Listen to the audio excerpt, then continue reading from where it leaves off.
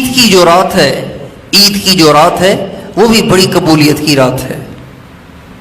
ہمارے نبی کا ارشاد ہے من قام لیلۃ العیدین لم یمت قلبہ یوم تموت القلوب. جو شخص عید کی 2 راتوں کو جاگے گا، عید کی 2 راتوں کو جاگے گا، 2 راتوں سے مراد عید الاضحیٰ کی رات اور عید الفطر کی رات. ان 2 راتوں میں عبادت کرے گا، ان 2 راتوں کو جاگے گا. جاگنے سے مراد ساری رات ضروری نہیں ہے، ساری رات کریں تو بہت اچھا، ساری رات نہیں تو کچھ حصہ. جو ان 2 راتوں میں عبادت کرے گا، ہمارے نبی نے فرمایا جب دنیا کے انسانوں کے دل دنیا کی محبت سے مردہ ہو جائیں گے، اس کا دل مردہ نہیں ہوگا، اللہ اس کے دل کو زندہ رکھیں گے. اس لیے عام طور سے عید کی رات کو لوگ عبادت نہیں کرتے. اعتکاف والے بھی چاند نظر آتے ہی بھاگتے ہیں گھر کی طرف، پھر رات کو دیر تک گھر میں گپیں لگاتے ہیں، پھر دیر سے آ کے مسجد میں سو جاتے ہیں، پھر فجر میں اٹھتے ہیں. ایسے نہ کریں، ایسے مت کریں. عید کی رات کو ضرور عبادت کریں، عید کی رات کو ضرور عبادت کریں. اور جب عید کی صبح ہوتی ہے اللہ کروڑوں فرشتے زمین پہ بھیجتے ہیں اور وہ مسلمانوں کی عیدگاہ کا جو راستہ ہوتا ہے اس میں صفیں بنا کے کھڑا کر دیتے ہیں، اور وہ فرشتے کھڑے ہوتے ہیں. اور جب مسلمان نماز پڑھنے کے لیے جاتے ہیں فرشتے ان کے لیے دعائیں کرتے ہیں، ان سے مصافحہ کرتے ہیں.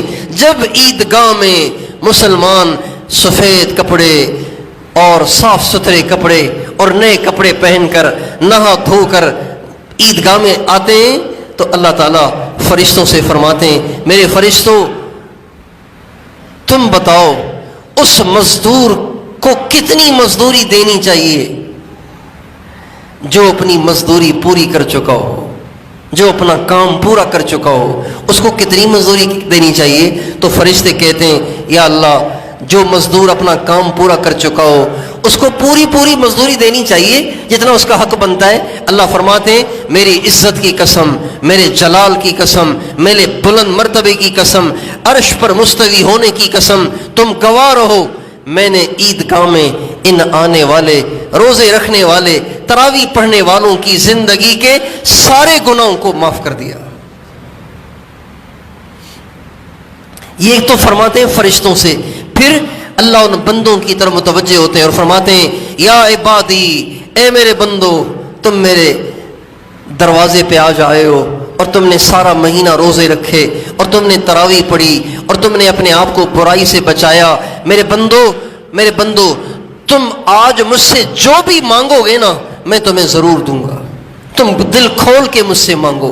چنانچہ بندے جتنی دعائیں کرتے چلے جاتے ہیں اللہ ان کی دعائیں قبول کرتے چلے جاتے ہیں. پھر فرماتے ہیں اگر تم دنیا کی دعائیں کرو گے تو تمہاری مصلحت کو دیکھوں گا، تمہارے لیے بہتر ہوئی تو ضرور دوں گا اور بہتر نہ ہوئی تو اس کو مؤخر کروں گا، اور آخرت کے بارے میں جو سوال کرو گے پورا کروں گا.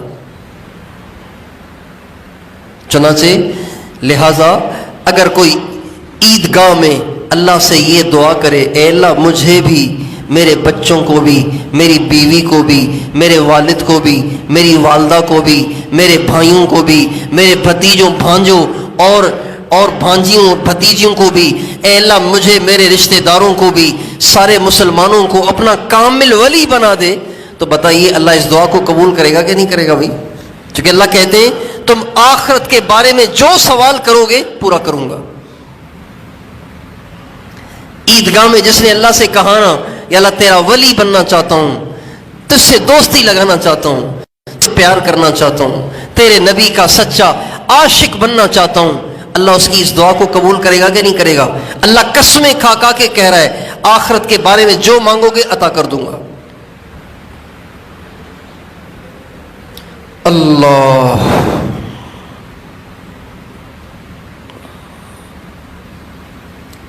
اس لیے ابھی بھی اللہ سے لینے کے مواقع باقی ہیں اور عید کی رات آ رہی ہے. ان مواقع کو ہم ضائع نہ کریں، ان کو گنوائیں نہیں، ان میں ضرور کمائیں.